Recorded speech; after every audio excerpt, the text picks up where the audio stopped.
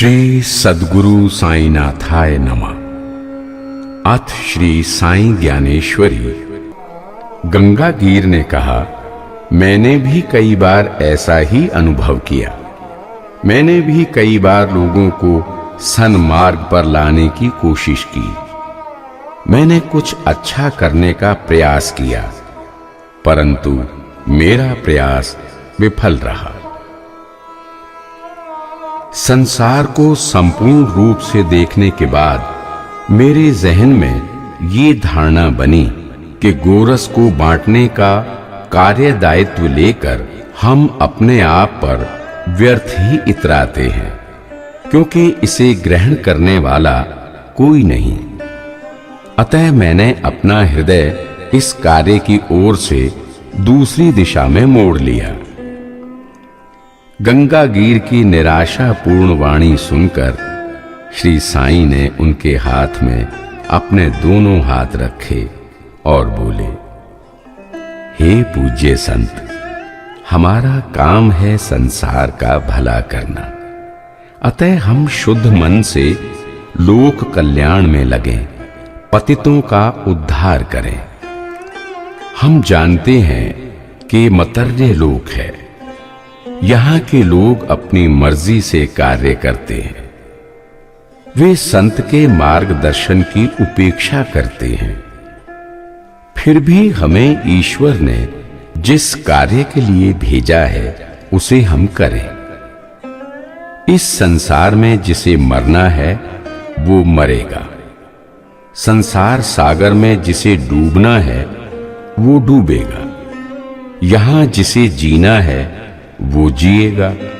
भव सागर से तरने का दृढ़ संकल्प जिसके मन में है वो भव सागर पार करेगा।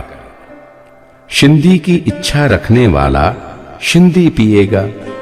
गोरस की इच्छा करने वाले को गोरस मिलेगा। इस अध्याय में चौथा संवाद वासुदेवानंद पुंडलीक श्री साईं संवाद है। इस अध्याय में श्री साईं ये संकेत करते हैं कि ईश्वर या सद्गुरु का कोई भी कार्य करना उनकी भक्ति के बराबर है।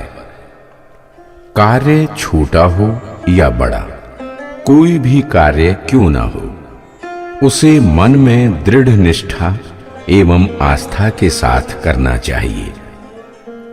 कार्य में कहीं कोई लापरवाही नहीं बरतनी चाहिए। सद्गुरु के कार्य में लापरवाही बरतना ये भक्ति के प्रति लापरवाही है। आप सद्गुरु का कार्य कितनी निष्ठा के साथ करते हैं, आपका मन सद्गुरु के कार्य में कितना तल्लीन है, इसकी जानकारी सद्गुरु को अपने आप हो जाती है। भक्ति में लापरवाही नहीं, ईमानदारी एवं निष्ठा जरूरी है, तभी भगवत भक्ति संभव है। आइए अब हम वासुदेवानंद पुंडलीक श्री साईं संवाद का पारायण करते हैं। एक बार राजमहेंद्री नगरी में गोदावरी नदी के किनारे महान संत श्री वासुदेवानंद सरस्वती पधारे। उनके दर्शन करने के लिए नांदेड़ के कई भक्तजन राजमहेंद्री आए, जिसमें प्रसिद्ध व्यक्ति पुंडलीक राव भी शामिल थे। उन्होंने स्वामी जी की वंदना की, उनसे कुशल क्षेम पूछा। स्वामी जी ने भी उनका सारा हाल समाचार अवगत किया। परस्पर वार्तालाप के दौरान शिरडी की सहज ही चर्चा होने लगी। शिरडी का नाम सुनते ही श्री वासुदेवानंद जी का मन आनंद से भर गया। वे पुंडलीक राव से बोले, श्री साईं मुसलमान हैं, फिर भी वे मेरे ज्येष्ठ बंधु हैं। मैं जाति का ब्राह्मण हूं, फिर भी एक मुसलमान मेरे प्रगाढ़ रिश्ते में है। ऐसा पूर्व जन्मों से है। ये सत्य है कि कालातीत में भी हम दोनों संत थे। युग युग तक ये सत्य चलता रहेगा। अतः हिंदू मुसलमान में भेदभाव करना अल्पज्ञता एवं अज्ञान है। वासुदेवानंद जी ने कहा, क्या ब्राह्मण के 3 कान होते हैं? क्या मुसलमान के 3.5 कान होते हैं? जातिगत भेद करना दोषपूर्ण है, क्योंकि दोनों के अंदर प्राण धारा एक ही है। मैं तुम्हें ये जो कह रहा हूं, ये सत्य है। इसे आश्चर्य भरी नजर से या शंका भरी निगाह से मत देखो।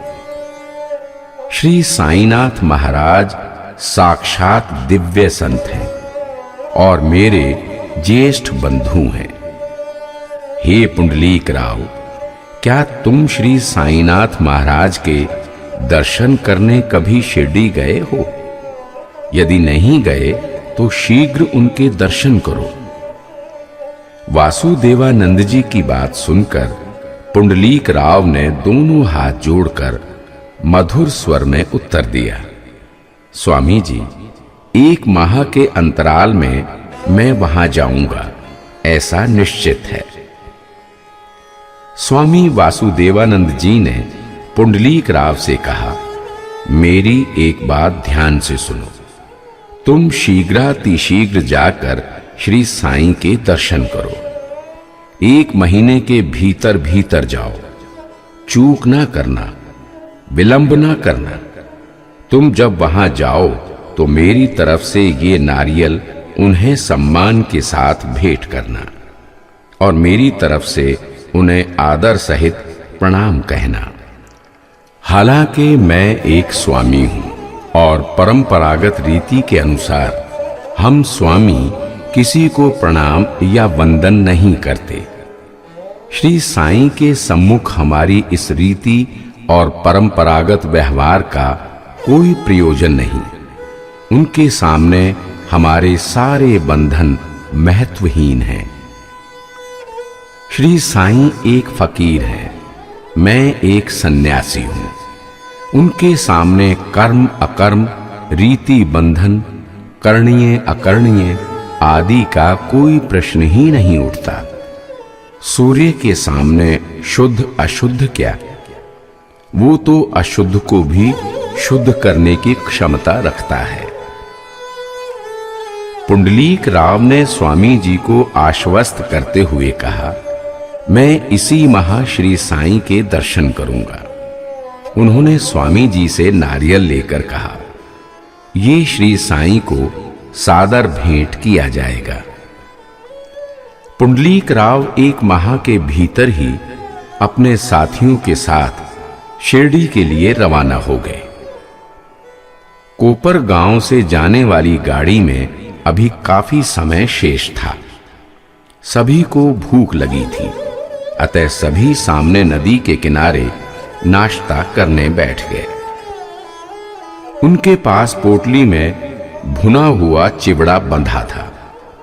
पोटली खोली गई और सभी चिवड़ा खाने लगे। चिवड़ा खाने में तेज था, उसमें मिर्च कुछ अधिक डली हुई थी। चिवड़े को खाने योग्य बनाने के लिए नारियल निकाला गया, उसे तोड़कर चिवड़े में मिला दिया गया और नाश्ते के साथ उसे खाने के काम में ले लिया गया। पुंडलीक राव ये भूल गए कि नारियल श्री साईं को अर्पण करने के लिए था और उसे तोड़कर खा लिया गया। दोपहर के समय सभी शिरडी पहुंच गए। सभी श्री साईं के दर्शन करने मस्जिद की ओर गए। पुंडलीक राव ने जैसे ही श्री साईं के दर्शन किए, श्री साईं ने उनसे कहा, तुम एक अच्छे गृहस्थ हो और अच्छा गृहस्थ व्यवहार में प्रामाणिकता बरतता है। उनका लेन देन साफ सुथरा होता है। मेरे पूज्य दोस्त ने तुम्हें जो नारियल मुझे भेंट करने के लिए दिया था, वो तुम अविलंब मुझे दो।